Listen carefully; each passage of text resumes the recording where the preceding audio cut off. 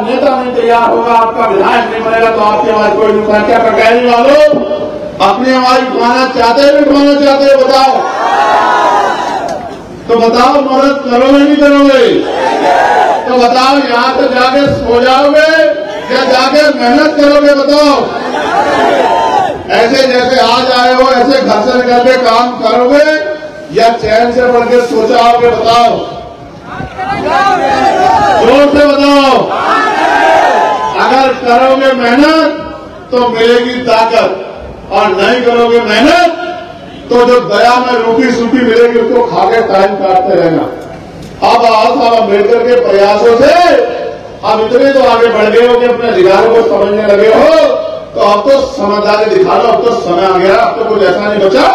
अब तो वोट की ताकत से अपनी ताकत बना सकते हो, नहीं बना सकते हो?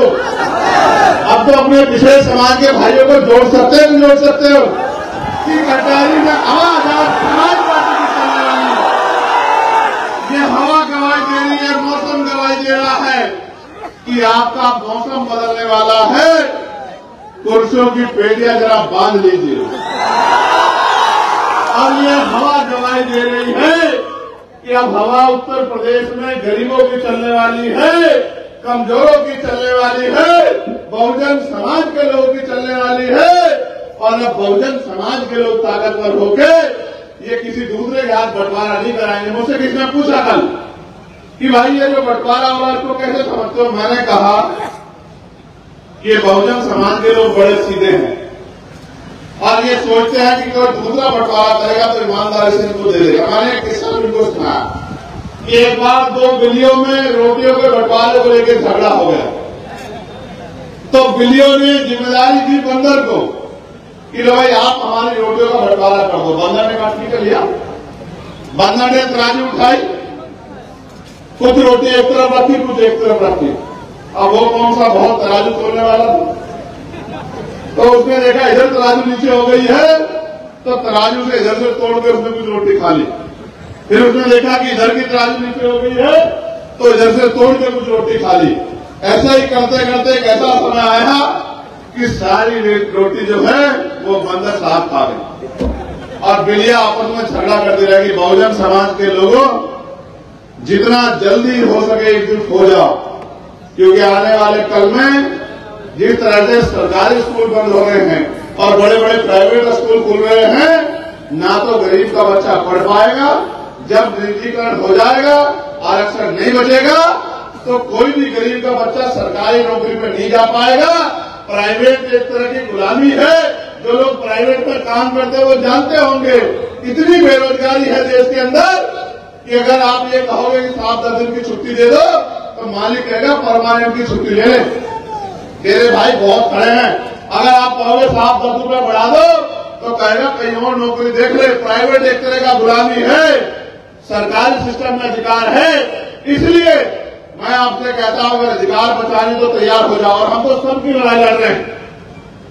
आशा बहने हो, आंगनबाड़ी बहने हो, भोजन माता बहने हो, ग्राम सेवक हो, बीएड के बच्चे हो, बीटीसी के बच्चे हो, पीआरडी के जवान हो, होमगार्ड के जवान हो, और कोई भी विभाग के लोग हो, अर्धसैनिक बल हो, पुरानी पेंशन का मामला हो या उनका मानदेय बढ़ाने का मामला हो, और तो और जो पुलिस के साथी हमारे खड़े हैं, इनके लिए भी हम लोगों ने लड़ाई लड़ने का काम किया। हमने पार्लियामेंट में इनके लिए भी आवाज उठाई कि इनकी ड्यूटी भी 8 घंटे की होनी चाहिए और बॉर्डर स्कीम खत्म करके इनको भी सप्ताह में 1 दिन छुट्टी मिलनी चाहिए। इनकी वेतन विसंगति दूर होनी चाहिए। हम तो हर व्यक्ति की आवाज उठाने के लिए पार्लियामेंट में हैं। लेकिन मैं आपसे कह रहा हूं, अगर आपका नेता नहीं तैयार होगा, आपका विधायक नहीं बनेगा तो आपकी आवाज कोई नहीं उठाएगा। क्या कटहरी वालों अपनी आवाज उठाना चाहते हो, उठाना चाहते हो? बताओ तो बताओ, मदद करोगे नहीं करोगे? तो बताओ, यहाँ से जाके सो जाओगे या जाके मेहनत करोगे? बताओ, ऐसे जैसे आज आए हो ऐसे घर से निकल के काम करोगे या चैन से पढ़ के सो जाओगे? बताओ, जोर से बताओ। अगर करोगे मेहनत तो मिलेगी ताकत, और नहीं करोगे मेहनत तो जो दया में रोटी सूखी मिलेगी उसको खा के टाइम काटते रहना।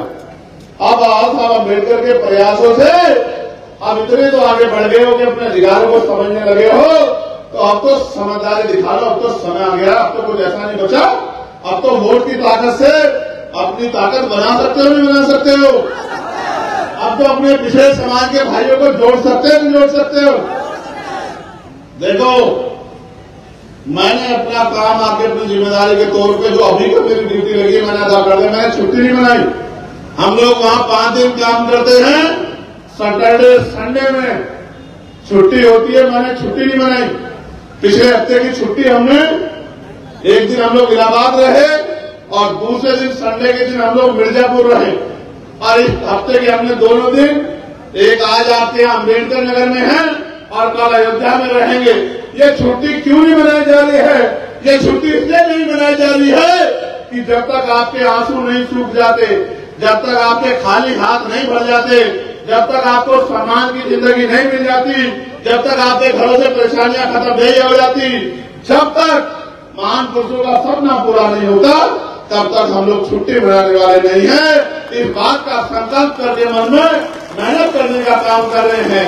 इसलिए मैं आपसे उम्मीद करता हूं, कटहरी में हमारी दूसरी सभा भी है, लेकिन आज जो लोग यहाँ मौजूद हैं और जो नेता जिनकी ड्यूटियां लगी है उन सबसे मैं कह रहा हूं, अगर अभी नहीं तो कभी नहीं। अगर इस बार आप नहीं कर पाए तो आने वाले समय में मुझे नहीं लगता कि आपके पास मौका बचेगा कि आप अपनी ताकत बना सको।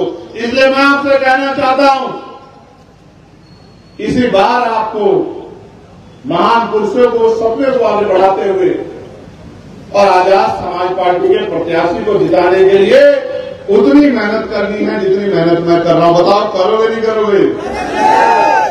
दोनों हाथ ऐसे उठाओ, मुट्ठी बंद करके, जोर से मुट्ठी बंद करो, इतनी जोर से बंद करो कि आपके हाथ में रखा हुआ सामान गिर ना जाए। बताओ, ऐसे ताकत बना लोगे नहीं बना लोगे? बताओ, हमारा निशान क्या है? बताओ जोर से। रुक जाओ, महिलाएं बताएंगे और कोई नहीं बोलेगा। बस बताओ अम्मा, हमारा निशान क्या है? बताओ।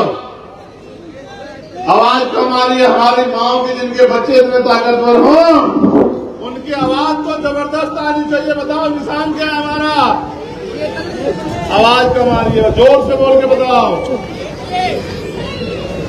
अभी भी मेरी माँ की आवाज कम है, जोर से बोल के बताओ। आपकी आवाज नहीं आ रही है। चलो तो सब लोग बताओ, क्या निशान?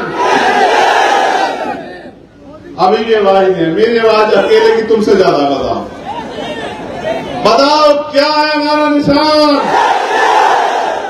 तो नारा क्या है हमारा कि सारी पार्टी देख ली, सारी पार्टी देख ली, सारी पार्टी देख ली।